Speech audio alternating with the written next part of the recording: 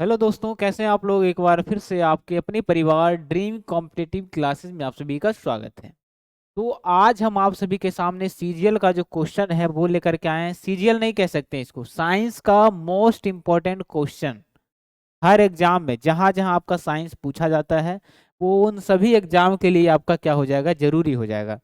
तो आज हम आप सभी के सामने टॉप 200 क्वेश्चन का डिस्कस करेंगे। और वैसे क्वेश्चन जो एग्जाम में कई बार पूछा गया है और कुछ क्वेश्चन नए नए भी रहेंगे। पूरा डीपली यहाँ पर लाया गया है क्योंकि ओवरऑल एग्जाम को देखना है। तो आइए हमारे साथ 1 से 1.5 घंटे हमारे साथ बने रहिए, आपका सारा कुछ क्लियर हो जाएगा। ठीक है। और यहाँ पर सिर्फ हम डिस्कस करेंगे, एक तरह से आपका टेस्ट भी हो जाएगा और आप कुछ सीख भी लेंगे, है ना। चलिए आइए शुरुआत करते हैं आज की क्लास में। चलिए पहला क्वेश्चन आपके सामने, बताइएगा इस क्वेश्चन का आंसर क्या होने वाला है।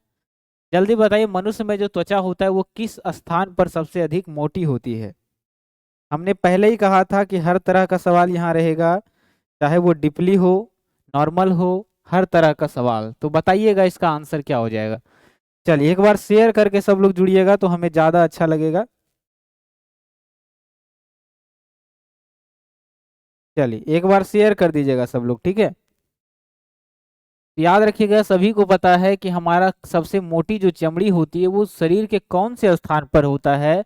शरीर के कौन से स्थान पर होता है तो याद रखिएगा वो होता है तलवे पर।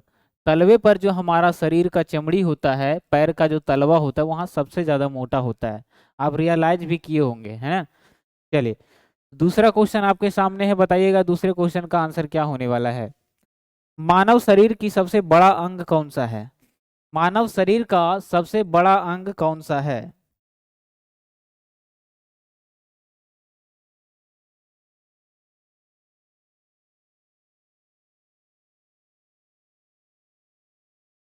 चलिए तो दूसरा क्वेश्चन आपके सामने है, बताइएगा कि मानव शरीर का जो सबसे बड़ा अंग है वो कौन सा है। मानव शरीर का सबसे बड़ा अंग कौन सा है, बताइएगा इस क्वेश्चन का आंसर। तो मानव शरीर का सबसे बड़ा अंग जो है वो है हमारा मस्तिष्क। मस्तिष्क से बड़ा अंग कोई भी नहीं होता है। तो आपका आंसर क्या हो जाएगा यहाँ पर, याद रखिएगा ऑप्शन नंबर ए इस क्वेश्चन का आंसर होने वाला है। क्लियर है यहाँ पर। चलिए अगला क्वेश्चन बताइएगा जल्दी। मानव त्वचा को रंग देने वाला वर्णक कौन सा है। मानव त्वचा को रंग देने वाला वर्णक कौन सा है तो याद रखिएगा आई डॉप्सिन इसको कहा जाता है। क्या कहा जाता है, आई डॉप्सिन के नाम से इसको जानते हैं, आई डॉप्सिन।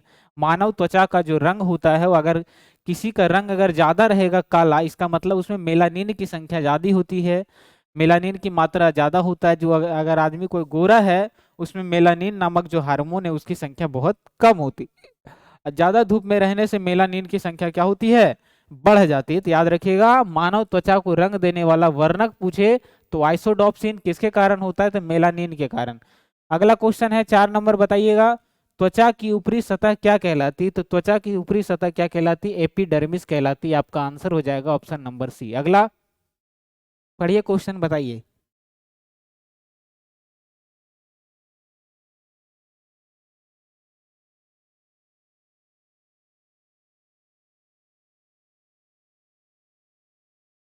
अगला क्वेश्चन है कि निम्नलिखित में से कौन सा पदार्थ है जो मानव शरीर में सबसे अधिक कठोर होता है।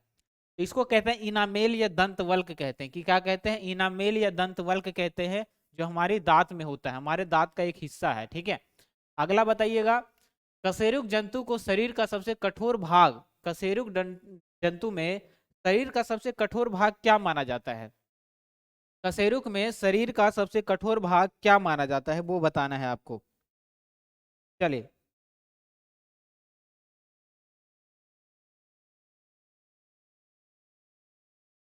चलिए बताइएगा क्या हो जाएगा। कशेरुक जंतु में शरीर का सबसे कठोर भाग क्या माना जाता है। यहाँ पर आंसर क्या हो जाएगा आपका, यहाँ पर भी आंसर हो जाएगा जंतु यानी कि मनुष्य। यहाँ भी आपका आंसर क्या हो जाएगा, इनामेल आ जाएगा। ठीक है, याद रखेंगे सब लोग। चलिए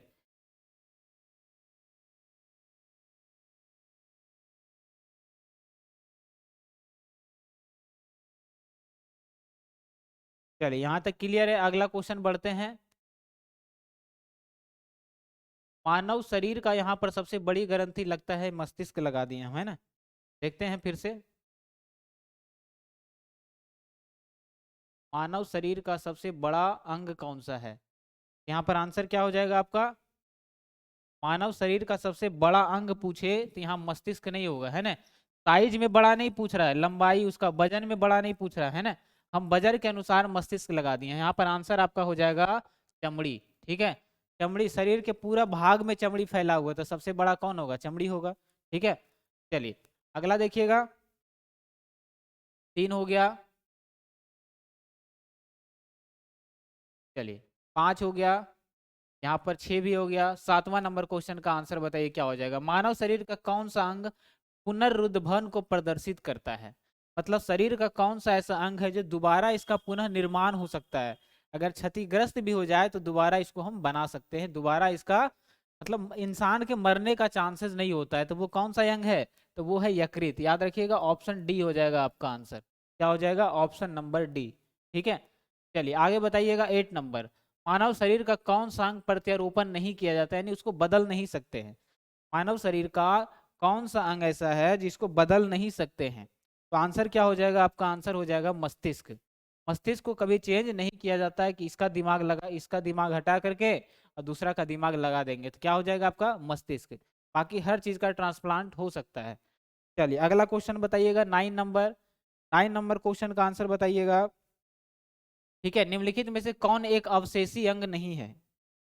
निम्नलिखित में से कौन एक अवशेषी अंग नहीं है? निम्नलिखित में से कौन एक शरीर का अवशेषी अंग नहीं है? क्या आप बताएंगे इसका आंसर? बताइए सब लोग, सब लोग इसका आंसर बताइए पहले। ठीक है, मानव शरीर का कौन सा अंग एक अवशेषी अंग नहीं है? आपका क्वेश्चन नंबर हो जाएगा 9।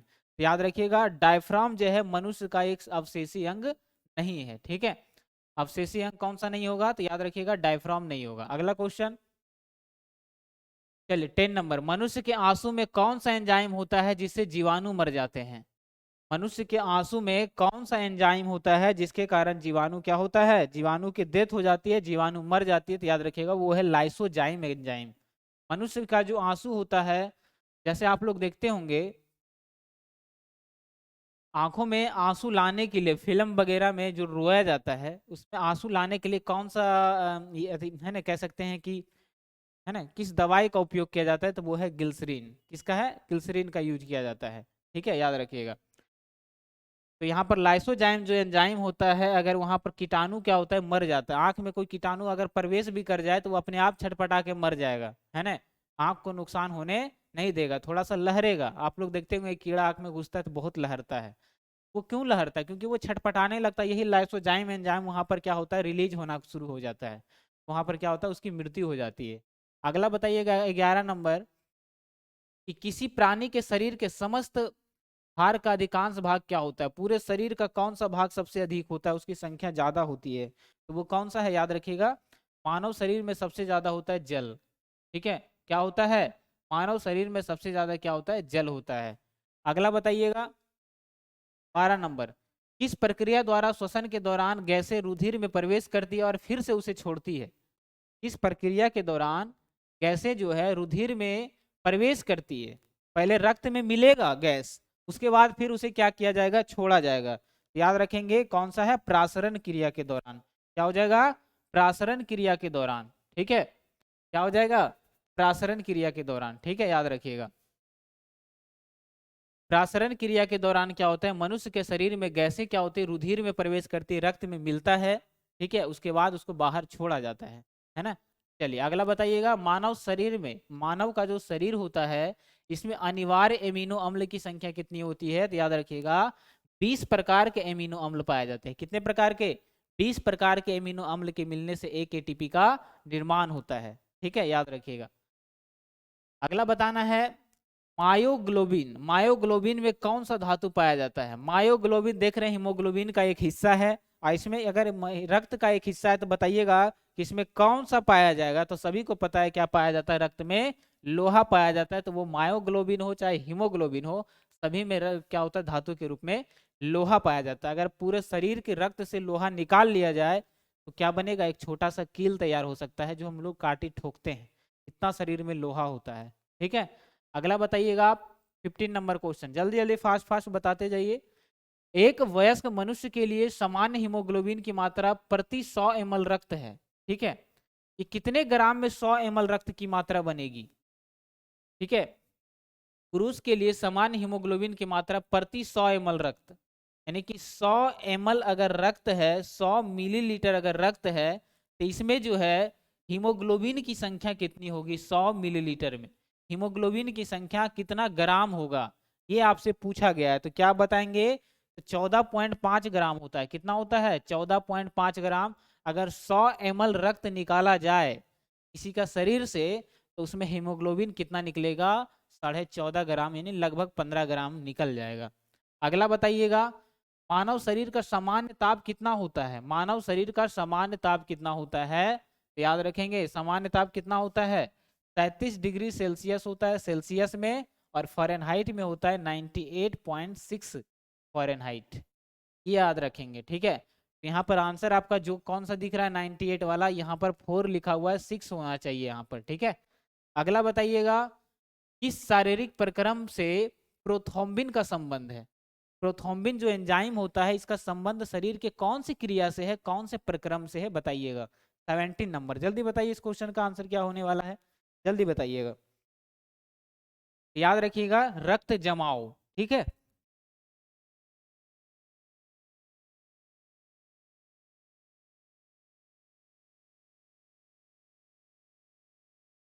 तो शरीर में जो है कौन सा प्रक्रम, तो याद रखिएगा प्रोथ्रोम्बिन जो प्रक्रम है, इसका संबंध किससे है, रक्त जमाव से, यानी कि ब्लड क्लॉटिंग से है। किस हार्मोन के कारण शरीर का जमना शुरू हो जाता है, तो याद रखिएगा प्रोथ्रोम्बिन, वहां पर एंजाइम आ जाता है, प्रोथ्रोम्बिन हार्मोन आ जाता है, जिसके कारण रक्त जो है जमना शुरू हो जाता है, जम जाता है, ठीक है। रक्त का कौन सा घटक रक्त को जमने में मदद करता है, तो वो है प्लेटलेट्स, क्या है, जिसे बिंबाणु कहा जाता है, प्लेटलेट्स, ठीक है, याद रखिएगा। अगला विटामिन में पूछेगा, तो विटामिन के की कमी के कारण रक्त नहीं जमता है, याद रखिएगा। अगला क्वेश्चन, निम्नलिखित में से कौन मानव गुर्दे का कार्य नहीं है। मानव शरीर का जो गुर्दा होता है, किडनी, इसका कौन सा कार्य नहीं हो सकता है, तो आप क्या बताएंगे इसका आंसर। तो याद रखिएगा मानव शरीर का कौन सा कार्य है, देख लेते हैं। रक्त में जल की मात्रा का नियंत्रण ये तो करता है, रक्त में शर्करा की मात्रा का नियंत्रण ये भी करता है, कितना ग्लूकोज अंदर जाना चाहिए, मतलब शर्करा का मतलब वही हुआ ग्लूकोज, कार्बोहाइड्रेट वगैरह का कंट्रोल भी करता है। यूरिया को छानकर बाहर निकालता है, ये तो सबसे ज्यादा करता है। कई हार्मोनों का रक्त, हार्मोन का स्राव ये नहीं करता है, तो आंसर हो जाएगा आपका ऑप्शन नंबर डी, हार्मोन का स्राव किडनी जो है वो नहीं करता है, याद रखिएगा। अगला क्वेश्चन, निम्नलिखित कथनों के अनुसार कौन एक सही है। सभी कथन को ध्यान से समझिएगा, बताइएगा कौन सा कथन जो है यहाँ पर सही हो जाएगा। याद रखिएगा क्या हो जाएगा, सभी धमनियां ऑक्सीजन रुधिर ले जाती, बिल्कुल शुद्ध रक्त ले जाती धमनियां, तो ऑक्सीजन भी रहता है उसमें। सभी सिराएं ऑक्सीजनित रुधिर ले जाती, ऑक्सीजनित, सभी सिरा में ऑक्सीजनित, सभी सिरा में ऑक्सीजन नहीं होता है, सिरा में ऑक्सीजन नहीं होता है, सिरा में क्या होता है कार्बन डाइऑक्साइड होता है, और वो, तो सभी सिराएं ऑक्सीजन रहित यहाँ पर होना चाहिए, क्या होना चाहिए, ऑक्सीजन रहित यहाँ पर लिखा हुआ है, क्या लिखा हुआ है यहाँ पर, ऑक्सीजन रहित, ऑक्सीजन रहित मतलब बिना ऑक्सीजन वाला रक्त ले जाता है सिरा, तो ये भी सही हो जाएगा। फुसफुस धमनी के अलावा बाकी सभी धमनियां ऑक्सीजन जनित रुधिर ले जाती है, बिल्कुल फुसफुस धमनी एक ऐसा है जिसमें कार्बन डाइऑक्साइड होता है, बाकी सभी धमनी में ऑक्सीजन होता है, तो यहाँ पर क्या हो जाएगा, ये भी सही हो जाएगा। फुसफुस धमनी के अलावा बाकी सभी धमनी ऑक्सीजन जनित रुधिर ले जाती है, फुसफुस धमनी के अलावा बाकी सभी धमनी ऑक्सीजन जनित, फुसफुस धमनी के अलावा, दोनों तो ऑप्शन सेम ही लग रहा है हमको, ये भी क्या हो जाएगा सही, तो आपका आंसर यही सही, यही वाला गलत हो जाएगा। पूछ रहा है कौन सा कथन सही है, बाकी 3 गो सही है, अब एक ही गो ऑप्शन ऐसा दिख रहा है हमको जो क्या दिख रहा है, गलत दिख रहा है। यहाँ पर क्वेश्चन सुधार लीजिए, पूछना चाहिए यहाँ पर कौन सा कथन गलत है, ये होना चाहिए यहाँ पर, कौन सा कथन गलत है, याद रखिएगा। तो कौन सा कथन, सभी सिराएं ऑक्सीजन जनित ले जाती, नहीं, सिरा में ऑक्सीजन नहीं, कार्बन डाइऑक्साइड होता है, इसीलिए सिरा को अशुद्ध रक्त का परिवहन तंत्र कहा जाता है, तो आपका आंसर यहाँ पर क्या हो जाएगा, बी हो जाएगा, कोई दिक्कत। अगला बताइएगा, कंडरा क्या जोड़ता है, कंडरा क्या जोड़ता है, जिसको कहते हैं टेंडन, क्या कहते हैं, टेंडन, ये पेशी को अस्थि से जोड़ता है, टेंडन क्या जोड़ता है, पेशी को अस्थि से। लिगामेंट या स्नायु पूछे तो याद रखिएगा ये हड्डी को हड्डी से जोड़ता है। ठीक है, अगला बताइए जल्दी। 200 पुराना हमको 1 घंटा में, जल्दी जल्दी बताइएगा।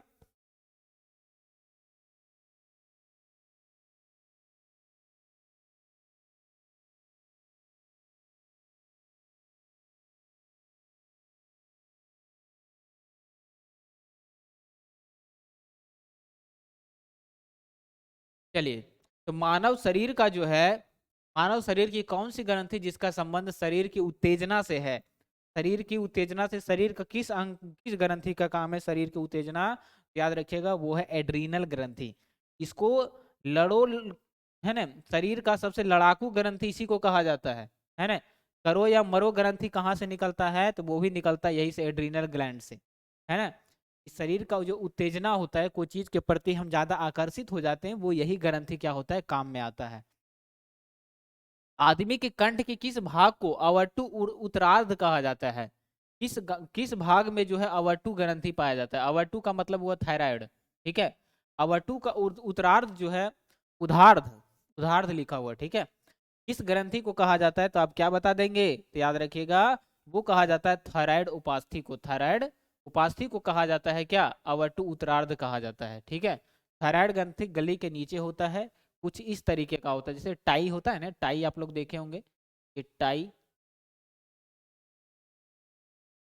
है ना। कुछ इस तरह से जो है आपका अवर्टु ग्रंथि होता है यहाँ पर, ठीक है। और यहाँ पर कौन सा, तो थायराइड का उपास्थि का छल्ला यहाँ पर मौजूद होता है, यहाँ पर देख रहे हैं हड्डी होता है, ठीक है, इसी को उपास्थि कहा जाता है, ठीक है। ताकि सांस लेने पर उसका डैमेज ना हो हमारे कंठ का। अगला, मानव शरीर जो मस्तिष्क होता है वो इसका कितने ग्राम का होता है? तो 1350 ग्राम से 1400 ग्राम, 1450 से 1350 तक होता है, ठीक है। तो आंसर हो जाएगा ऑप्शन नंबर ए। अगला बताइएगा, मानव शरीर में सबसे लंबी अस्थि कौन सा है? सबसे लंबी अस्थि कौन सा है? मानव शरीर की सबसे लंबी हड्डी का क्या नाम है? चलिए सब लोग बताइएगा, तो उस ग्रंथि का क्या नाम है, उस हड्डी का नाम है फीमर, जो कि कहाँ पाया जाता है? तो याद रखिएगा जांग में पाया जाता है। कहाँ पाया जाता है? जांग में। सबसे छोटा स्टेपीज होता है, और सबसे बड़ी मांसपेशी पूछे तो याद, सबसे छोटी मांसपेशी पूछे तो स्टेपीडियस होता है, याद रखिएगा। और हड्डी में स्टेपीज। अगला 25 नंबर बताइएगा कि मुख्यतः इसकी उपस्थिति, किसकी उपस्थिति के कारण मानव शरीर उच्च वायुमंडलीय दाब के अंतर्गत भी बिना उछला हुआ रहता है? मानव का जो उपास्थि होता है, किसकी उपस्थिति के कारण मानव शरीर का उच्च वायुमंडलीय दाब के अंतर्गत बिना कुचला हुआ रहता है? किसकी उपस्थिति के कारण? किसकी उपस्थिति के कारण? तो याद रखिएगा क्या हो जाएगा, कोशिकाओं में जो तरल पदार्थ होता है इसी के उपस्थिति के कारण वायुमंडलीय दाब के अंतर्गत, है ना, भी कुचला हुआ रहता है। में आई थिंक कुछ मिस्टेक लग रहा है हमको, है ना। इसकी उपस्थिति के मानव शरीर उच्च वायुमंडलीय दाब के अंतर्गत भी कुचला हुआ रहता है, ठीक है। क्वेश्चन में कुछ मिस्टेक लग रहा है इसमें, ठीक है। बताइएगा अगला, मानव शरीर का सामान्य तापक्रम कितना होता है? ये तो बता दिए हम, क्या हो जाएगा, 98.6 डिग्री और या 37 डिग्री सेल्सियस। चलिए अगला बताइएगा 27 नंबर, आंख के रेटिना की परंपरागत कैमरा के निम्नलिखित में से किस भाग की तुलना की जा सकती है? आंख का जो रेटिना होता है वो किसके समान होता है? आंख का जो रेटिना होता है वो किसकी भांति कार्य करता है? अगर आपसे पूछे तो आप क्या बताएंगे? फिल्म की तरह काम करता है। किसकी तरह? फिल्म की तरह काम करता है। काफी लोगों का बिल्कुल सही आंसर यहाँ पर आ रहा है। अगला बताइएगा 28 नंबर, रक्त जमने में किस तत्व की मुख्य भूमिका होती है? रक्त को जमाने में कौन सा जो तत्व होता है वो सबसे ज्यादा भूमिका निभाता है? तो रक्त में क्या होता है? आयरन होता है। तो भूमिका किसका रहेगा? आयरन का रहेगा ऑब्वियसली, है ना। याद रखिएगा किसका होता है? आयरन का। ऑप्शन नंबर सी यहाँ पर आपका आंसर हो जाएगा। अगला, यदि किसी व्यक्ति की रुधिर वाहिकाओं की त्रिज्या कम हो जाए, रुधिर वाहिका, रुधिर वाहिका यानी कि नस, नस अगर ये मान लिया जाए नस है, ये इतना है, और अगर ये पतला सा हो जाए, एकदम इतना सा हो जाए, तब क्या होगा? इसकी त्रिज्या का कहने का मतलब है कि इसका जो मोटाई है वो कम हो जाए, तब उसका रक्तदाब क्या होगा? बढ़ जाएगा, घट जाएगा, क्या हो जाएगा? जल्दी बताइएगा। चलिए 29 नंबर का आंसर बताइएगा।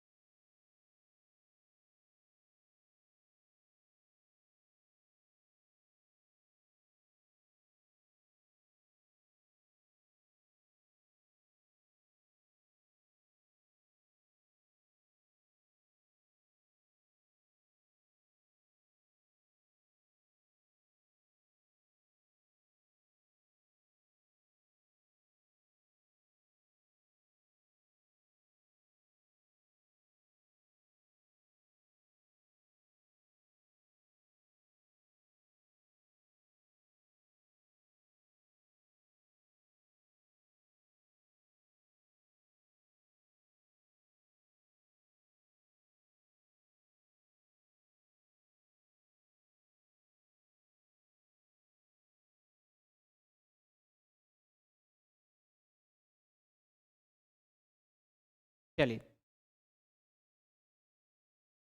तो यहाँ पर आप देख सकते हैं इसका आंसर क्या हो जाएगा। अगर हम ऊंचाई पर जाएंगे तो आरबीसी की संख्या क्या होगी, बढ़ जाएगी। ठीक है, चलिए अब आवाज आ रहा है सबका, सबका आवाज अब क्लियर है। चलिए बताइएगा अगला। देखिए यहाँ पर क्या है, मानव शरीर में कोलेस्ट्रॉल का सामान्य कितना होना चाहिए जिससे कि हमारा जो शरीर का जो तापक्रम है ना, यानी हम स्वस्थ रहेंगे, खुश रहेंगे। ठीक है, कितना होना चाहिए कोलेस्ट्रॉल की मात्रा, जल्दी बताइएगा। चलिए याद रखिएगा कितना होना चाहिए, तो 140 से 180 मिलीग्राम के बीच होना चाहिए कोलेस्ट्रॉल शरीर में, तो हम क्या रहेंगे, स्वस्थ रहेंगे और खुश रहेंगे, याद रखिएगा। चलिए अगला बताइएगा, मानव शरीर की किस अंग में लसिका कोशिकाएं बनती है। लसिका कोशिकाओं का निर्माण कहाँ होता है, शरीर के किस अंग में होता है, शरीर के किस अंग में होता है बताइएगा। लसिका का निर्माण कहाँ होगा, तो याद रखिएगा लॉन्ग बोन में होता है, यानी कि दीर्घ अस्थि में जो लंबी हड्डी होती है उसमें लसिका पाया जाता है। ठीक है, याद रखिएगा। ठीक है, लसिका एक तरह का छन्ना पत्र होता है जो शरीर से कचरा को बाहर निकालता है छान कर। ठीक है, क्लियर है। चलिए अगला,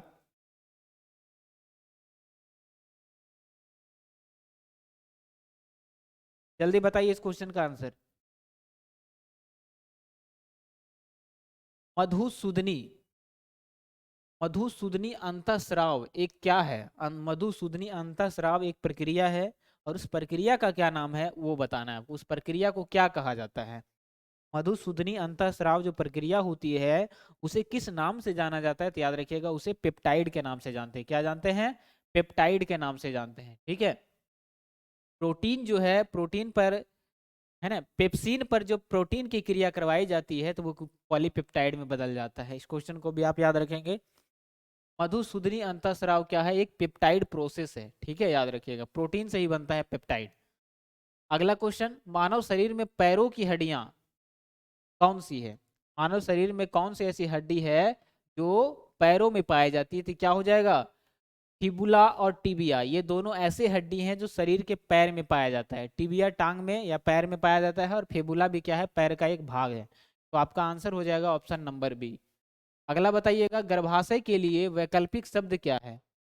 गर्भाशय के लिए, गर्भाशय को इंग्लिश में यूरेटर कहा जाता है। क्या कहा जाता है, यूरेटर कहा जाता है। ठीक है, वजाइना, योनि को वजाइना कहते हैं, इस तरह से याद रखिएगा। तो यूरेटर को क्या कहते हैं, क्या कहते हैं, याद रखिएगा गर्भाशय कहते हैं। क्या हो जाएगा, गर्भाशय। देख लीजिए कैसा कैसा क्वेश्चन पूछा जाता है। यूटेरस, यूटेफोर नहीं होगा, यूटेरस होगा, याद रखिएगा यूटेरस।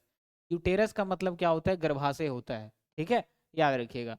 अगला क्वेश्चन, हीमोग्लोबिन की अधिकांश अधिकतम बंधुता कहाँ पर होती है। हीमोग्लोबिन सबसे ज्यादा कब हो जाएगा, हीमोग्लोबिन की अधिकतम बंधुता कब होती है, हीमोग्लोबिन की जो बंधुता है वो अधिकतम कब हो जाएगी, तो याद रखिएगा ऑक्सीजन जब उसमें रहेगा तो उसकी बंधुता बढ़ जाती है। ऑक्सीजन के लिए उसकी बंधुता क्या होती है, अधिकतम होती है।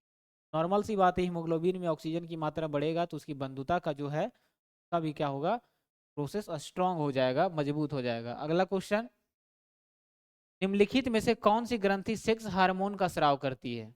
कौन सी ग्रंथि जो है सेक्स हार्मोन का स्राव करती है, निम्नलिखित में से कौन सी ग्रंथि जो है सेक्स हार्मोन का स्राव करती है, तो याद रखिएगा वो है पिट्यूटरी ग्रंथि।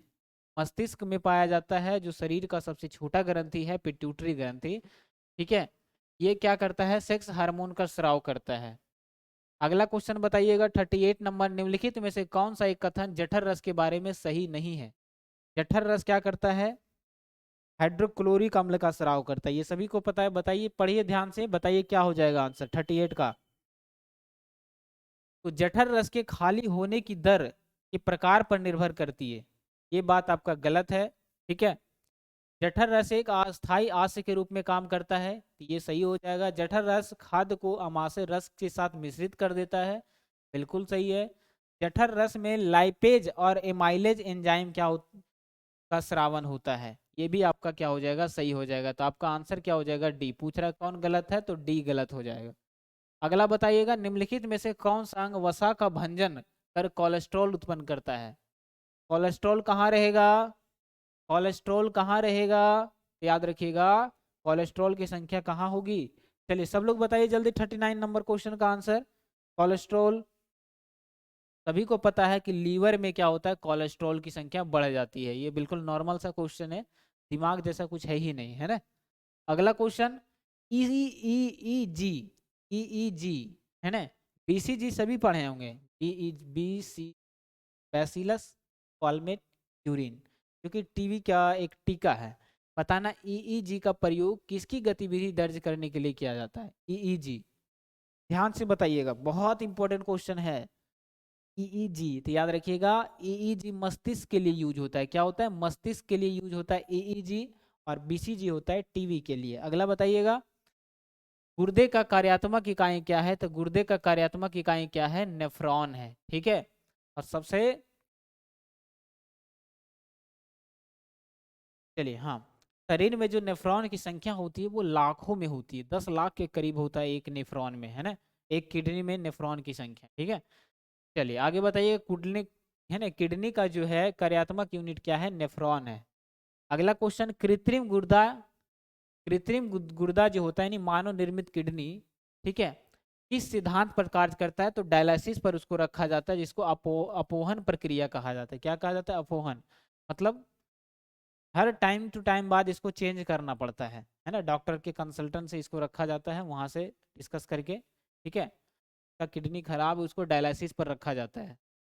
चलिए अगला बताइएगा, मानव शरीर में यूरिया अधिकतम मात्रा में किस में पाया जाता है? सबसे ज्यादा यूरिया कहाँ पाया जाएगा? दिमाग लगाइए, जैसा कुछ क्वेश्चन जो है थोड़ा सा दिमाग लगाने वाला है, बस नॉर्मल सा क्वेश्चन है। सबसे ज्यादा यूरिया कहाँ रहेगा? मूत्र में रहेगा, यूरिन में रहेगा। सभी को पता है यूरिया की मात्रा सबसे ज्यादा मूत्र में होती है। अगला बताना, अपोहन का प्रयोग जो है किसके लिए किया जाता है? इसी को डायलिसिस कहा जाता है। ठीक है, तो डायलिसिस किस में होगा? ब्रिक में होगा, किडनी में होगा, जिसको गुर्दा भी कहा जाता है। किस, क्या कहा जाता है? गुर्दा भी इसको कहा जाता है। अगला बता दीजिए, स्वेदन, स्वेदन निम्न में से किसके लिए महत्वपूर्ण है? स्वेदन जो है निम्न में से किसके लिए सबसे ज्यादा जरूरी है? स्वेदन बताइएगा। चलिए, तो शरीर का जब तापमान बढ़ता है तो वहां से क्या निकलता है? पानी निकलता है। क्या निकलता है? पानी, यानी पसीने के थ्रू जो पानी निकलता है उसी के लिए, उसी को स्वेदन के रूप में जाना जाता है। तो आंसर क्या हो जाएगा? शरीर के तापमान को नियंत्रित करने के लिए स्वेदन का, स्वेदन जैसा वर्ड का यूज किया जाता है। मानव वृक्क, मानव वृक्क असमरी में पाया जाने वाला प्रमुख रासायनिक यौगिक का क्या है? चलिए बताइएगा, क्या हो जाएगा? मानव का जो ब्रिक होता है वो किसका बना होता है? नॉर्मल से ये आपको याद रखना है। चलिए 46, सभी को पता है, कैल्शियम ऑक्जेलेट। क्या पाया जाता है? कैल्शियम ऑक्जेलेट, काफी फेमस क्वेश्चन है ये, है ना। मानव किडनी में क्या होता है? कैल्शियम ऑक्जेलेट होता है। अगला क्वेश्चन, हेनले का लूप जो है ये किसके लिए यूज किया जाता है? हेनले का लूप किससे संबंधित है? हेनले का लूप किससे संबंधित है? सब लोग बताइएगा, हेनले का लूप किससे संबंधित है? चलिए बहुत अच्छे, काफी लोगों का बिल्कुल सही आंसर आ रहा है। तो हेनले का लूप जो है ये उत्सर्जन से संबंधित है। ठीक है, उत्सर्जन से संबंधित है हेनले का लूप। चलिए अगला क्वेश्चन, सामान्य निषेचन, सामान्यतः जो निषेचन होता है वो फैलोपियन ट्यूब में होता है। किस में होता है? फैलोपियन ट्यूब में होता है। अगला क्वेश्चन, गर्भाशय में विकसित हो रहे भ्रूण को किस संरचना द्वारा पोषण मिलता है? तो गर्भाशय में जो पल रहा जो शिशु होता है उसको प्लेसेंटा के द्वारा, जिसे गर्भनाल कहा जाता है। क्या कहा जाता है? गर्भनाल। इस तरह से उसका नाभि में जुड़ा हुआ एक नली होता है जिसके द्वारा उसको क्या मिलता है? भोजन मिलता है, याद रखिएगा। अगला, गर्भाशय में मानव भ्रूण किस द्रव में तैरता है? गर्भाशय में जो मानव का भ्रूण होता है वो किस द्रव में क्या होता है? तैरता है। ठीक है, और धीरे धीरे उसी में बड़ा होता है।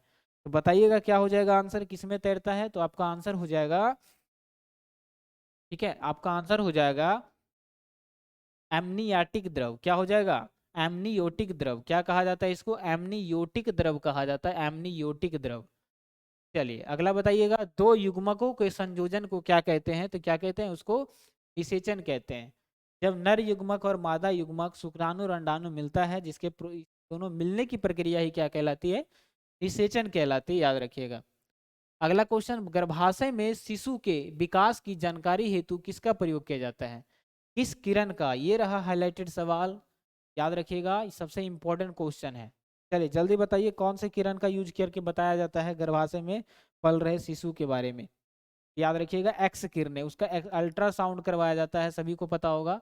ठीक है, और इसी में एक्स किरणें का यूज किया जाता है, एक्सरे के जरिए पता चलता है। ठीक है, एक्सरे मतलब एक्स किरण।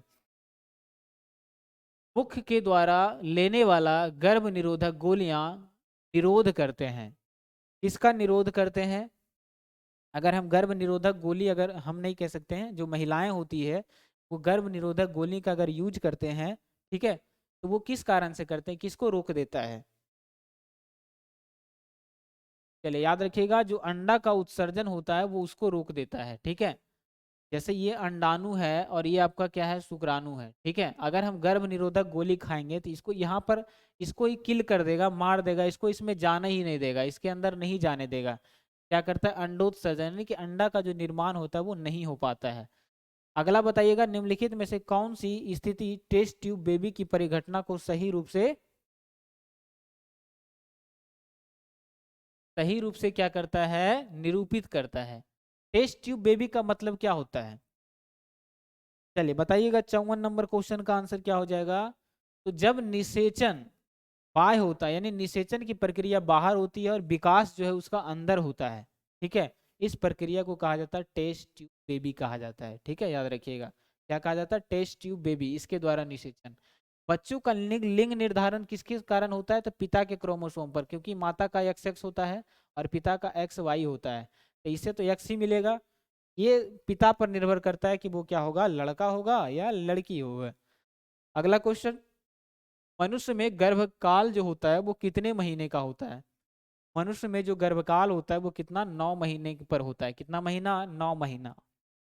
चलिए अगला क्वेश्चन, अगले क्वेश्चन का आंसर बताइएगा सब लोग, क्या हो जाएगा?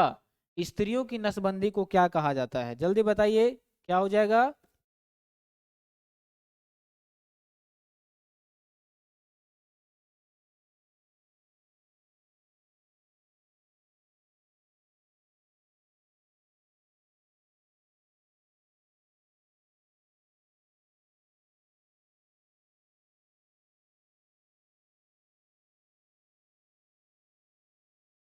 स्त्रियों की जो नसबंदी है, अगर पुरुषों की नसबंदी को क्या कहा जाता है? ये पुरुष की नसबंदी को कहा जाता है बेसेक्टॉमी, और स्त्रियों की नसबंदी को कहा जाता है ट्यूबेक्टॉमी, याद रखिएगा।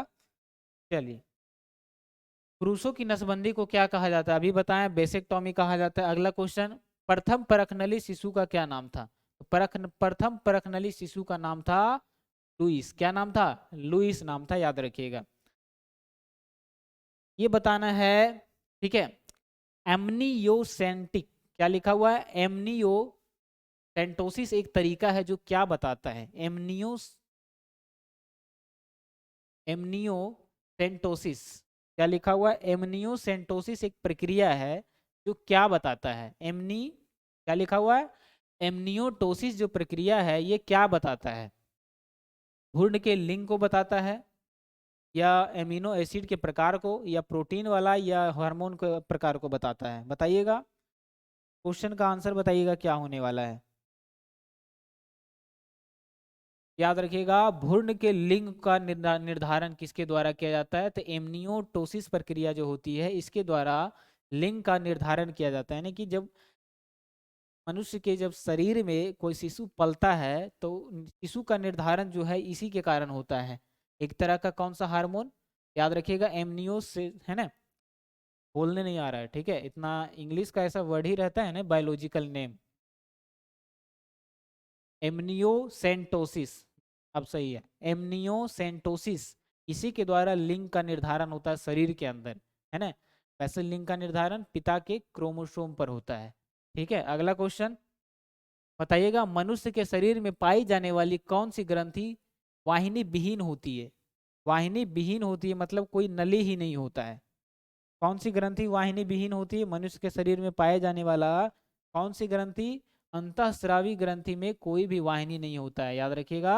अंतःस्रावी ग्रंथि में वाहिनी विहीन ग्रंथि किस में पाया जाता है? अंतःस्रावी ग्रंथि। अंतःस्रावी ग्रंथि से सिर्फ हार्मोन का स्राव होता है। अब बाह्यस्रावी ग्रंथि से लिक्विड यानी कि द्रव पदार्थ का स्राव होता है। अगला क्वेश्चन, वाहिनी विहीन ग्रंथियों के रक्त स्रावन को क्या कहा जाता है? तो वाहिनी विहीन ग्रंथि के रक्त स्रावन को क्या कहेंगे? अगर दिमाग होगा तो आप लोग बता देंगे आसानी से, बिल्कुल। वाहिनी विहीन ग्रंथि का स्राव कहाँ से होता है?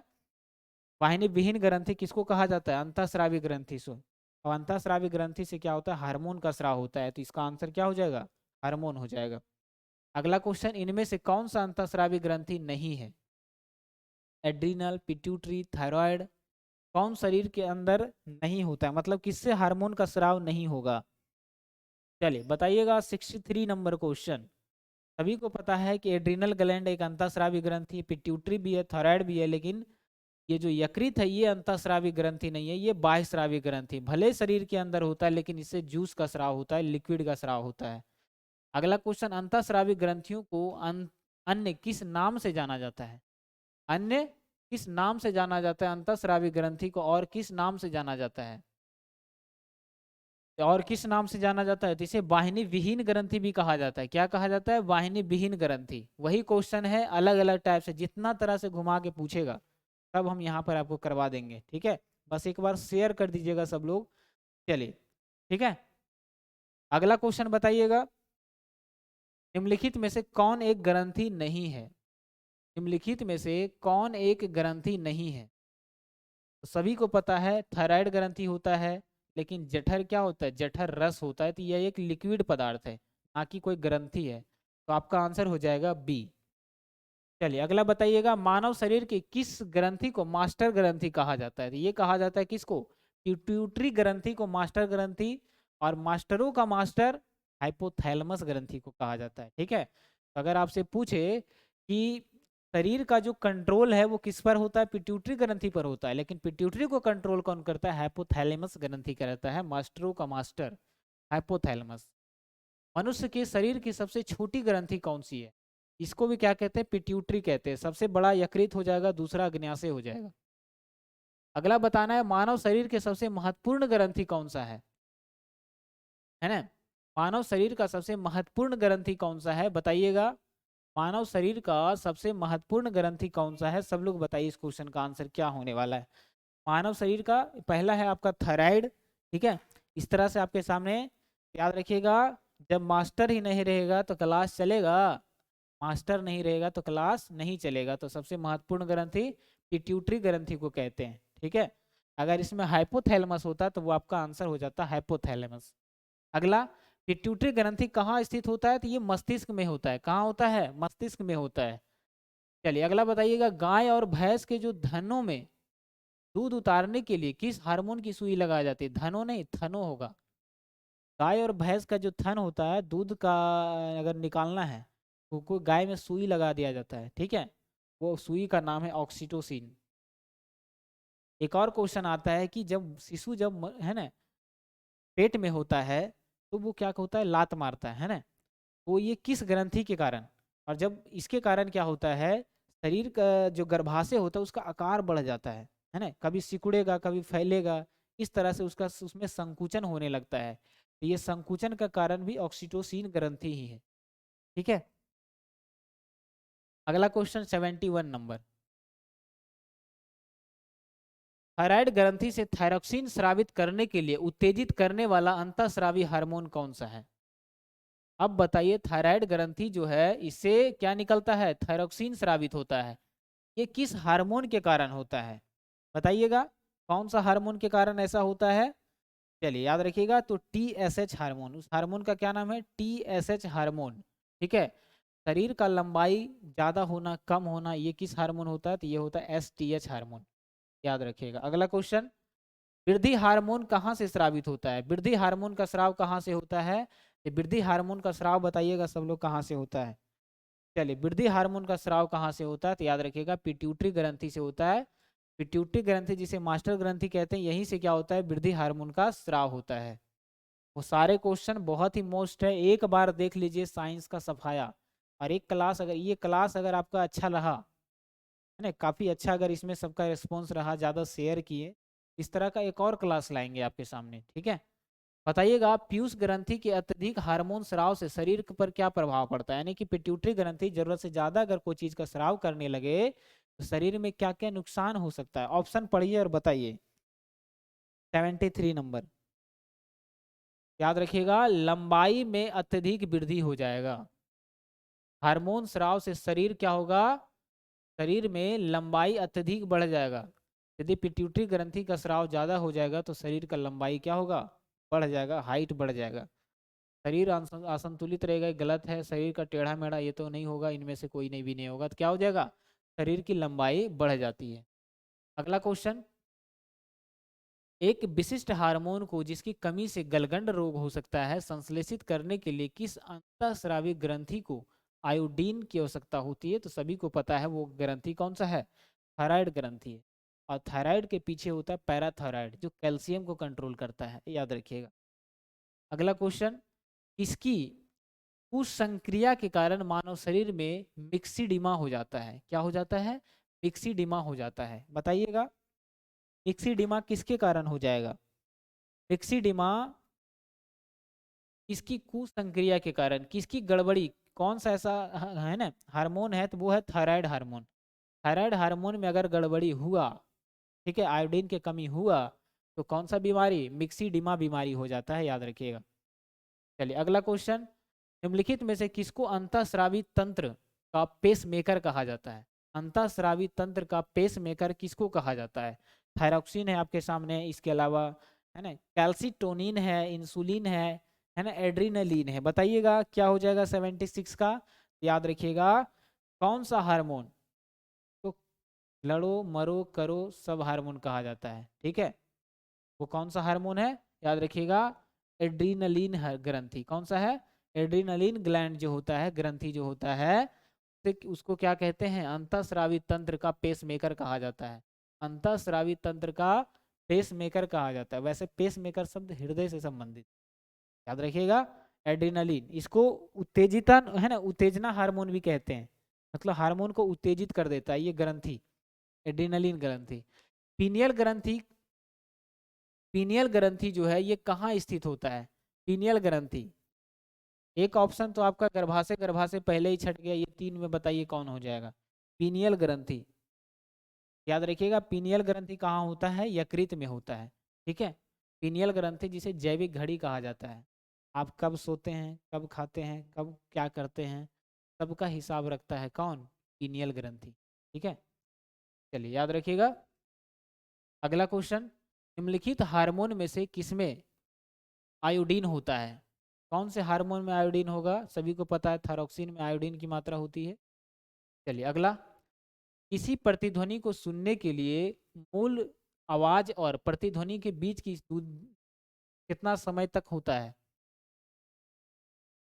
तो 1/10 सेकेंड के बराबर होता है। मतलब मान लिया जाए ये किसी का कान है, ये किसी का क्या है, कान है। हम इसको बोले कि जाओ चाय लेकर के आओ, क्या लाओ, चाय। तो इसका कान पर कितना देर तक उसका प्रभाव रहेगा आवाज का, है ना। कान पर किसी को बोलते हैं, कस के चिल्ला करके कन्नम बोलिए हुआ, है ना, चिढ़ाते हैं ना बच्चा सबके, है ना। किसी का कान में ऐसे बोलिए तो कितना देर तक उसको उसका आवाज का गूंज रहेगा, 1/10 सेकेंड तक, के बाद शून्य हो जाएगा उसका दिमाग, ठीक है। तो आपका आंसर क्या हो जाएगा, ऑप्शन नंबर है, 1/10 सेकेंड के बराबर होता है। बताना है, ऑडिटोरियल की दीवारें, छत, फर्श किसी रेशेदार पदार्थ, कालीन, ग्लास, फाइबर आदि से ढके होते हैं, इसका उद्देश्य क्या है? ऑडिटोरियम का मतलब होता है जहाँ पर कोई फंक्शन होता है, वो ऑडिटोरियम कहलाता है। कोई फंक्शन हुआ बहुत बड़ा, मतलब उस ऑडिटोरियम का मतलब वही हुआ कि जहाँ पर उसी चीज़ के लिए कोई सभा वगैरह जहाँ रखा जाता हो, उसका दीवार इस तरह से क्यों बनाया जाता है? चलिए बताइएगा।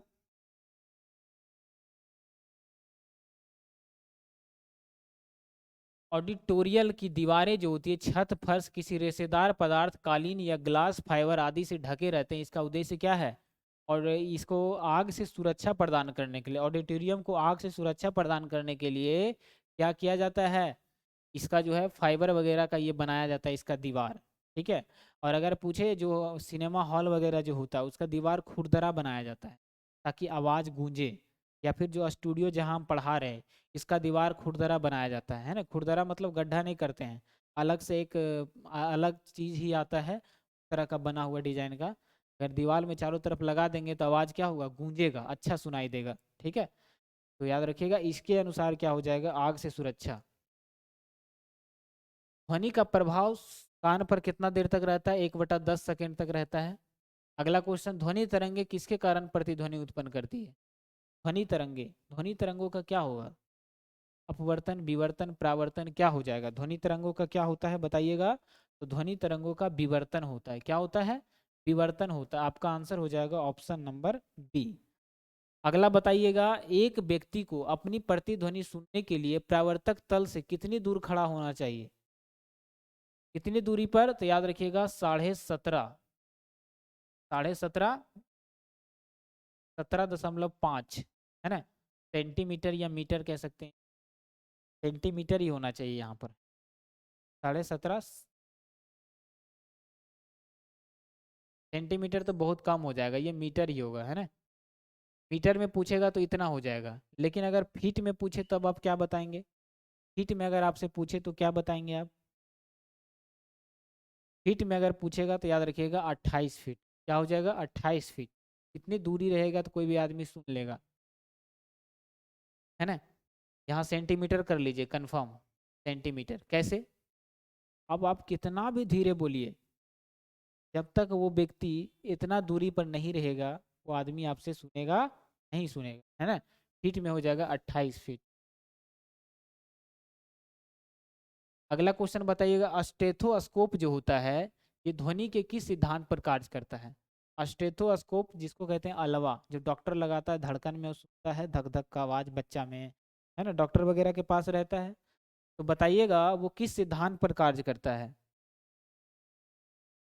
याद रखिएगा वो क्या करता है? अपवर्तन के सिद्धांत पर कार्य करता है। ठीक है, तो आपका आंसर क्या हो जाएगा? ऑप्शन नंबर बी, अपवर्तन। ठीक है, चलिए अगला बताइएगा, प्रतिध्वनि तरंगों के, प्रतिध्वनि जो तरंग होता है किसके कारण उत्पन्न होती है? ठीक है, प्रतिध्वनि यानी कि टकरा करके लौटना, क्या हो रहा है? ध्वनि का परावर्तन हो रहा है। क्या हो रहा है? ध्वनि का परावर्तन। यहाँ पर आप विवर्तन नहीं मारिएगा, नहीं तो गलत हो जाएगा। ठीक है, और कितना होना चाहिए? 17.5 सेंटीमीटर होना चाहिए। ठीक है, और ये किसके कारण? प्रतिध्वनि का मतलब ये होता है किसी चीज से टकरा कर लौटना, तो वो क्या होगा? परावर्तन हो जाएगा। आंसर हो जाएगा सी। सोनार जो है अधिकांशतः प्रयोग में लाया जाता है। सोनार द्वारा क्या प्रयोग में लाया जाता है? सोनार किसके द्वारा प्रयोग में लाया जाता है? तो याद रखिएगा नौ संचालकों द्वारा। समुद्र में अगर कोई वस्तु गिर गया उसको खोजने का, उसको पता लगाने के लिए पराध्वनिक के माध्यम से, है ना, नौ संचालकों द्वारा सोनार का यंत्र का प्रयोग किया जाता है। ठीक है, समुद्र में कोई वस्तु अच्छे से वहां से दिख जाता है उससे। ठीक है, एक यंत्र है इसका, और क्या। ठीक है, क्लियर है। चलिए नेक्स्ट, गूंजहीन हॉल का अनुरणन काल कितना होता है? हॉल में अगर कोई आदमी बोला, है ना, हेलो ऑडियंस, ऐसा अगर ऐसे करके चिल्लाया कोई, तो कितना देर तक वो गूंजते रहेगा, ये बताना है आपको। सारे क्वेश्चन बेस्ट है एकदम। चलिए याद रखिएगा कितना देर तक वो गूंजेगा, तो 8 सेकेंड तक वो गूंजते रहेगा। हेलो हेलो हेलो हेलो ऐसे करके गूंजते रहेगा। आप जा करके नया नया कोई घर बनाओ, हाँ बोलिए, कुछ भी बोलिए, पूरा गूंजेगा आवाज। कितना देर तक रहेगा? 8 सेकेंड तक उसका ध्वनि रहेगा।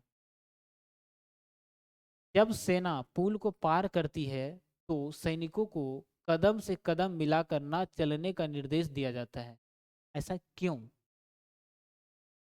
अब जैसे कोई आदमी है, जा रहा है, वो जहां जहां पैर रखा आप भी वहीं वहीं रख ले जाइए। सेना को ऐसा अनुमति नहीं दिया जाता है, किस कारण से? ऑप्शन पढ़िए, बताइए। बहुत सारे अच्छे अच्छे क्वेश्चन हैं आज, चलिए बताइएगा। दाब बढ़ने से पुल टूटने का खतरा रहता है, क्या होता है? यही आपका क्या हो जाएगा? आंसर हो जाएगा। अब बताइए, कोई भी इंसान एक ही जगह पर ज़्यादा अगर उछल रहा है या खड़ा है, जहाँ वो खड़ा वहीं आके हम खड़ा हो जाएंगे, फिर वो हटेगा तुरंत खड़ा हो जाएगा, फिर वो पैर हटाएगा कि आप पैर रख दीजिएगा। ऐसा करने से क्या होगा? उसको कमजोर हो जाता है, पुल टूटने का खतरा रहता है। ठीक है, दाब बढ़ने से पुल टूटने का खतरा रहता है, यही आपका क्या हो जाएगा? आंसर हो जाएगा। हम रेडियो की हुंडी जो है, हम रेडियो की हुंडी घुमाकर विभिन्न स्टेशनों के कार्यक्रम सुनते हैं। ठीक है, यह संभव है किस कारण से? आप लोग जब रेडियो चलाते होंगे तो यहाँ पर एक एंटीना रहता है, तो कभी आप एन्ने घुमाइएगा इसको, कभी एन्ने घुमाइएगा। ऐसा क्यों? ऐसा करने पर आवाज़ भी क्लियर आएगा रेडियो में, तो ऐसा क्यों होता है? सब लोग देखते होंगे पहले जब रामायण चलता था घर में, तो एक आदमी एंटीना हिलाता था, आ रहा है साहब, ऐसे करके बोलता होगा, है ना। एक बोलेगा हाँ आ रहा है ना। तो इस तरह से क्यों होता है, ये किसके कारण ऐसा होता है, ये बताना है आपको। चलिए सब लोग किए होंगे ऐसा, है ना। चलिए याद रखिएगा किसके कारण होता है, तो वो होता है ड्यू टू एक्सप्लोजिव। क्या होता है, ड्यू टू एक्सप्लोजिव, या आप उसी को हिंदी में कहते हैं विस्पंद के कारण, के कारण विस्पंद। ठीक है, तो आपका आंसर हो जाएगा बी। अगला बताइएगा, कहा जाता है कि जब तानसेन गाता था तो खिड़की के कांच या कांच के गिलास के टुकड़े टुकड़े हो जाते थे। ऐसा संभव भी हो तो वह ध्वनि के किस गुण के कारण होता है। अगर ऐसा तो ऐसे पॉसिबल नहीं है, वो आदमी चिल्लाएगा तो कांच एकदम टूटना शुरू हो जाएगा, खड़खड़ाना शुरू हो जाएगा, है ना। तो ऐसा अगर होता भी है, पॉसिबल भी है, तो वो किस घटना के कारण ऐसा होता है। चलिए बताइए सब लोग, क्या हो जाएगा 90 नंबर क्वेश्चन का आंसर, तो वो होता है रिफ्लेक्शन यानी कि परावर्तन के कारण। जब हम बोले कोई चीज़ से टकराया मेरे पास, फिर इधर से इधर टकराया, इधर से इधर टकराया, जब ऐसा एक ही जगह पर टकराते रहता था आवाज, ठीक है, तानसेन का, तो परावर्तन होता था ध्वनि का, जिसके कारण कांच वगैरह भी टूट जाता था। अगला बताना है कि जब हम जल के नीचे सुराही भरने के लिए रखते हैं, तो जैसे जैसे सुराही भरती जाती है वैसे वैसे हमें विशेष प्रकार की ध्वनि सुनने के लिए मिलती है। बोतल में पानी भरिए, गड़ गड़ गड़ गड़ आवाज आएगा, या डायरेक्ट डुबा दीजिए कोई भी ज़्यादा पानी हो, तो आवाज़ एक तरह का होता है, वो ऐसा क्यों होता है। चलिए बताइएगा क्या हो जाएगा 91 नंबर। वो किसके कारण होता है, तो याद रखिएगा ध्वनि के व्यतिकरण के कारण होता है। किसके कारण, ध्वनि के व्यतिकरण के कारण ऐसा होता है। चलिए अगला क्वेश्चन बताइएगा 92 नंबर, रेडियो का समस्वरण, रेडियो का समस्वरण या फिर उसको टर्निंग कहा जाता है, कि किस स्टेशन का उदाहरण, किस प्रकार का उदाहरण है। 92, वो किसके कारण होता है, अनुनाद के कारण होता है, यानी कि गूंजना। अनुनाद का मतलब होता है गूंजना, ठीक है। रेडियो का जो स्वस्वरण होता है वो किसके कारण, अनुनाद के कारण होता है, जिससे कि हर जगह से, है ना, वो जो है ना, कभी पटना धराते थे, कभी क्या धराते थे रेडियो में, वो इसी के कारण होता। चलिए अगला बताइएगा, जब किसी स्थान पर दो लाउड स्पीकर साथ साथ बजा दिया जाए, है ना, ये लाउड स्पीकर एक यहाँ है, दोनों को साथ साथ बजा दें, है ना, तो किसी स्थान पर विशेष पर बैठे श्रोता को इसकी ध्वनि नहीं सुनाई देती है, इसका क्या कारण है। ऐसा भी होता है, तो पहली बार सुने, है ना। जब लो और दो लाउड स्पीकर यहाँ बजा दे, और कोई आदमी अगर कहीं दूर जा करके कहीं पर बैठा हुआ है, तो उसको उसका ध्वनि सुनाई नहीं देगा। क्यों नहीं सुनाई देगा, बताइएगा। जैसे आप लोग अक्सर देखते होंगे कि जब डीजे वगैरह बजाया जाता है, तो एगो ई कोना में रखेगा, एगो ई कोना में रखेगा, ई छत्ता के एगो ई कोना में, छत के एगो ई कोना में, दोनों एक के तरफ काहे न रखता है ना, या फिर दोनों एक ही साइड काहे न रखता है, तो पीछे वाला को सुनाई नहीं देगा, है ना। तो ऐसा किस कारण से होता है, चलिए बता दीजिए 93। चलिए तो किसके कारण होता है, तो ये भी प्रकार ध्वनि का व्यतिकरण के कारण ही होता है, ठीक है, याद रखिएगा। अगला क्वेश्चन 94 नंबर, क्वेश्चन काफी बड़ा बड़ा है तो टाइम लग रहा है। समुद्र में, पढ़िए क्वेश्चन, समुद्र में स्थान स्थान पर ऊंचे प्रकाश घर बनाए जाते हैं, ऊंचे प्रकार के घर बनाया जाता है समुद्र में, है ना, स्थान स्थान पर, जहाँ से बड़े बड़े सायरन बजाकर जहाज़ों को संकेत भेजे जाते हैं। कभी कभी जहाज नीरव क्षेत्र में पहुंच जाते हैं जहाँ सायरन की ध्वनि सुनाई नहीं देती है। ये नीरव क्षेत्र की ध्वनि तरंगों की किस गुण के कारण निर्मित होता है, ये याद रखिएगा, ये भी हो जाएगा प्रकाश का व्यतिकरण के कारण, सॉरी ध्वनि का व्यतिकरण के कारण होता है। चलिए आगे बताइएगा, जब हम कमरे में अंदर बैठे रहते हैं तो ध्वनि, यद्यपि जो है हम बराबर के कमरों में बातचीत करने वाले व्यक्तियों को देखते हैं तो नहीं, परंतु उसकी आवाज़ अवश्य सुनाई देती है, ऐसा क्यों होता है। अब यहाँ पर हम सुन, मान लिया जाए ई रूम में हम हैं, बगल में मान लिया जाए कोई शिकायत कर रहा है, दीदी और मम्मी आपके बारे में, धीरे धीरे बोल रहा है, हम कान लगा के सुनते हैं कि बोल रहा है ना। वो आदमी तो दिखाई नहीं देता है कि दीवार के उस पार क्या हो रहा है ना, लेकिन उसका आवाज़ हमें सुनाई देता है। तो ऐसा क्यों होता है, उस किस किस घटना के कारण होता है, बताइएगा 95 नंबर। तो किस घटना के कारण होता है, तो वो होता है अपवर्तन के कारण। क्या होता है, अपवर्तन के कारण। यानी कि ध्वनि का जो है माध्यम चेंज हो रहा है ना, ध्वनि का माध्यम चेंज हो रहा है, यहाँ पर अपवर्तन हो जाएगा आपका। किसी ध्वनि किसी ध्वनि श्रोता की आवृत्ति में होने वाला उतार चढ़ाव को क्या कहते हैं, उतार चढ़ाव को क्या कहते हैं, ठीक है। चलिए बताइएगा क्या हो जाएगा। देखिए कोई आदमी क्या होता है ज़्यादा ऊंचा बोल, कभी भी बोलता है तो ऊंचा ही बोलेगा, तो आवाज़ नॉर्मल बोलेगा हेलो तो 4 घर आवाज़ जाएगा, है ना। कोई आदमी हेलो ऐसा करेगा कि बगल वाला को भी पता नहीं चलेगा, है ना। ऐसा क्यों होता है, तो ऐसा प्रकाश विद्युत प्रभाव के कारण होता है। किसके कारण, प्रकाश विद्युत प्रभाव के कारण होता है। डॉपलर प्रभाव जो है ये किससे संबंधित है, तो बच्चा बच्चा को पता है कि ये ध्वनि से संबंधित, ठीक है। अगला क्वेश्चन, पास आती हुई रेलगाड़ी सीटी की आवृत्ति या तीक्ष्णता बढ़ती जाती है, ऐसा किस घटना के कारण होता है। अब हम यहाँ पर खड़े हैं भाई, जा रहे हैं हम परीक्षा देने के लिए, या स्टेशन मान लिया जाए, कौन सा स्टेशन, कोई भी लखनऊ का मान लिया जाए स्टेशन है ना। अब यहाँ से ट्रेन आ रहा है, करते हुए आ रहा है यहाँ से ट्रेन, जैसे जैसे नज़दीक आएगा इसका आवाज़ हमको बढ़ता जाएगा, सुनाई देता बहुत ज़्यादा देगा, तो ऐसा क्यों होता है, किस घटना के कारण होता है। चलिए बताइएगा, तो इसको कहते हैं बिग बैंग थ्योरी के कारण, किसके कारण, बिग बैंग थ्योरी के कारण ऐसा घटना हमें प्रतीत होता है। आर्द्र वायु में ध्वनि का वेग शुष्क वायु की तुलना में अधिक सुनाई देता है, क्योंकि आर्द्र के कारण क्यों होता है, आर्द्र में ऐसा क्यों होता है, चलिए बताइएगा। शुष्क वायु की तुलना में घनत्व अधिक होता है, ये तो गलत है। शुष्क वायु की तुलना में घनत्व कम होता है, ठीक है। शुष्क वायु यानी नम वायु जो होता है, ड्राई जब वो एयर रहेगा जिसमें पानी भी हो और हल्का हल्का गर्मी भी हो, तो ऐसा मौसम कहलाता है ड्राई एयर यानी कि आर्द्र वायु। तो इसमें क्या होता है, घनत्व की संख्या क्या होती है, घनत्व कम हो जाता है, जिसके कारण ध्वनि हमें ज़्यादा सुनाई देती है, ठीक है। तो क्या हो जाएगा, शुष्क वायु की तुलना में अधिक ध्वनि सुनाई देने का रीजन है घनत्व का कम होना। अगला है क्वेश्चन, निम्नलिखित कथनों में से कौन सा कथन सही है, ध्वनि का वेग मध्यम की प्रकृति पर निर्भर नहीं करता है, गैसों में अधिकतम और द्रवों में न्यूनतम होता है, ठोसों में अधिकतम किस में होता है, जल्दी बताइएगा। ध्वनि का वेग सबसे अधिकतम तो पता है ठोस में, लेकिन यहाँ ऑप्शन है दो दो, ठीक है बताइएगा जल्दी।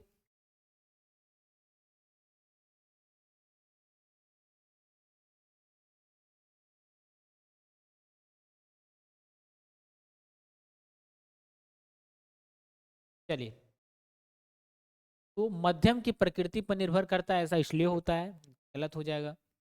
गैसों में अधिकतम और द्रवों में न्यूनतम होता है, देखेंगे आगे। ठोस में अधिकतम, पूछा कौन सा कथन सही है, और द्रवों में न्यूनतम होता है, ठोस में अधिकतम और गैसों में न्यूनतम होता है,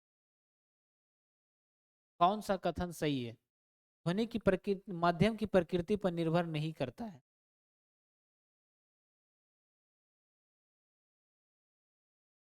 ठीक है बताइएगा। वैसे तो सभी को पता है कि सबसे ज्यादा जो ध्वनि होता है, ये चीज आप याद रखिएगा, ठोस में सबसे अधिक होता है, के बाद आता है द्रव, के बाद क्या आता है, द्रव में अधिक होता है, उसके बाद गैस में, ठीक है। ये होता है ध्वनि का माध्यम, तो यहाँ पर कोई भी ऑप्शन हमको सही से सेटिस्फाइड नहीं कर रहा है। ठोस में अधिकतम होता है, द्रव में न्यूनतम, ये बात भी सही है। ठोस में अधिकतम और गैस में न्यूनतम होता है, ये बात भी सही लग रहा है हमको। और गैसों में अधिकतम होता है, द्रव में न्यूनतम, ये बात हमको गलत लग रहा है। माध्यम की प्रकृति पर निर्भर नहीं करता है, ध्वनि माध्यम पर निर्भर नहीं करता, ये बात बिल्कुल गलत है। अगर नहीं करता तो निर्वात में भी ध्वनि सुनाई देता, ये बात भी दोनों गलत लग रहा है, ये दोनों सही लग रहा है। यहाँ पर आंसर इसको आपको याद रखना, ठीक है। चलिए, तो मेरे ख्याल से ना ही क्वेश्चन रहने देते हैं, अभी क्वेश्चन तो काफ़ी सारे हैं, तो आपके सामने कुछ क्वेश्चन कमेंट बॉक्स में डालने बता देते हैं। 101 नंबर क्वेश्चन कमेंट में बताइएगा, 102 नंबर क्वेश्चन कमेंट में बताइएगा, ठीक है। ये दो क्वेश्चन आपको कमेंट में बॉक्स में बताना है। और आज की क्लास कैसा लगा, इसी के बेसिस पर एक और क्लास लाया जाएगा, खासकर साइंस का, इस तरह का जीके का भी लाया जाएगा। तो बताइएगा आज की क्लास आपको कैसा लगा, ठीक है। कि अभी तक नाश्ता वगैरह भी नहीं किए हैं, तो भूख वगैरह भी लग गया है, तो आगे का क्वेश्चन हम अगले क्लास में करें तो ज़्यादा बेटर होगा, ठीक है। बताइएगा आज का क्लास कैसा लगा। एक तरह से आपका टेस्ट हम ले रहे थे, ठीक है, इसीलिए हम ज़्यादा डिस्कस नहीं किए कि कौन क्या होता है।